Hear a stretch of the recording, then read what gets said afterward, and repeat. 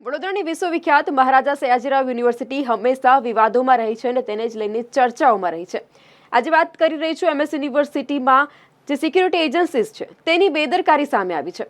MS યુનિવર્સિટીના college જે campus છે ત્યાં યુવાનો જે મોડિફાઈ કરેલા બુલેટ છે, મોડિફાઈ કરેલા જે રેસર બાઇક છે ત્યાં લઈને પહોંચતા હોય છે અને ધ્વનિ પ્રદૂષણ થતું હોય છે. તેને જ લઈને જે શિક્ષણ પ્રવૃત્તિ છે તેમાં પણ ખલેલ પહોંચતી હોય છે. તો હવે જે ટ્રાફિક પોલીસ છે, સિક્યુરિટી એજન્સીઝ છે તેમના દ્વારા કડક કાર્યવાહી કરવામાં આવે તેવું તો હાલ સ્પષ્ટપણે દેખાઈ રહ્યું છે.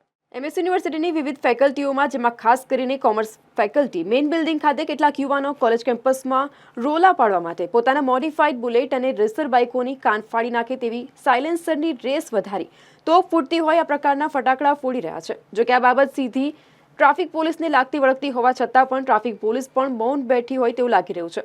યુનિવર્સિટી કોલેજ કેમ્પસ ખાતે સુરક્ષા વ્યવસ્થાની જવાબદારી સંભાળનાર સિક્યુરિટી એજન્સીઝ પણ હાથ ઉપર હાથ ધરીને બેસી રહી છે, જેના કારણે વિના કારણે ધ્વનિ પ્રદૂષણ ફેલાવનાર યુવાનોની માનસિકતા વધુ ને વધુ વકરી રહી છે.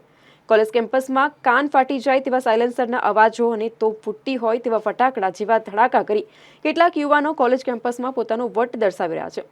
જે બાબતે સિક્યુરિટી એજન્સીઝ અને ટ્રાફિક પોલીસે કડક કાર્યવાહી કરવી જોઈએ તેવું સ્પષ્ટપણે દેખાઈ રહ્યું છે.